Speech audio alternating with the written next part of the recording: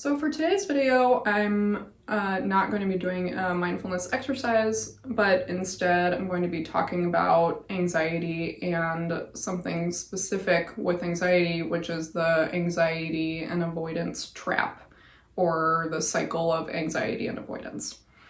I'll be doing two videos about this. The first one, this one, is just to talk about what it is and kind of the warning signs of it and the progression of this trap or cycle. And then the next video will be how to kind of break that cycle and ways of coping with the anxiety that's coming up. So this is a very common cycle that I see with clients where they're feeling anxious about something, so they kind of avoid doing it, which is very normal. As humans, we don't want to experience anxiety or any negative feelings, so we kind of put it aside, say I'll deal with that later.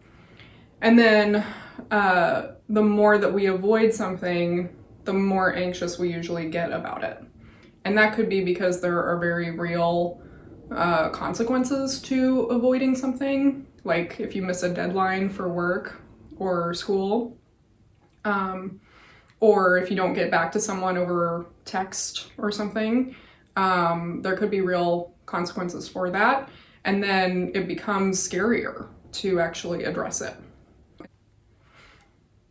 So what happens over time is that the anxiety gets stronger as the thing becomes scarier, and then the efforts to avoid it become a lot stronger and then kind of builds off of each other.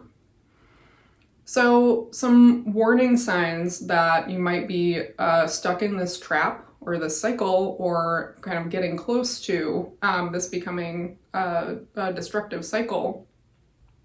The first sign is just noticing that you're kind of putting something off. And that sounds really simple, but just noticing that and being mindful of that can be really powerful. And I would say especially when it's something that you feel like should be easy. So I'm saying should in quotes. So, why can't I just text this person back, or why can't I just send this email, or why can't I just write this paper, or whatever it is. There's something going on under that that's leading you to put it off. So just noticing, hey, I'm putting this thing off, even though I feel like it should be really simple, can be a good warning sign of like, there's something else going on. Another warning sign is if you're distracting yourself more often than you usually do, especially with TV or social media, if you're just kind of scrolling on your phone and time just sort of slips away, that can be a good warning sign too. If it's more than usual, that maybe there's something that you're avoiding doing or thinking about that's maybe causing some anxiety. So after those kind of early warning signs, you might notice that more and more time is going by. It's still, you haven't gotten to it, and you're kind of noticing your anxiety getting worse. So that can be a sign that you really are kind of in this trap at this point. And there could be, this could be the point where the kind of real world consequences come in. Maybe you miss a deadline, or your friend is upset with you for not getting back to them, or something like that.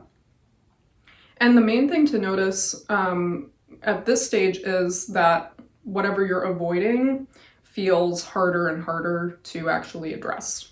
So the longer that you wait, the harder it feels to address it, and then the more that your anxiety is going up. And then if you get to the point where you've really been stuck in this cycle for a while and your anxiety is really increasing, you might get to the point where you're just feeling really overwhelmed, and even starting or looking at or thinking about this task that you're avoiding becomes unmanageable. And so for that, you might notice that you're crying for no reason, feeling irritable, kind of snapping at people for what feels like no reason, or maybe you're super tired. So those can be warning signs as well that there's something going on to be looking at.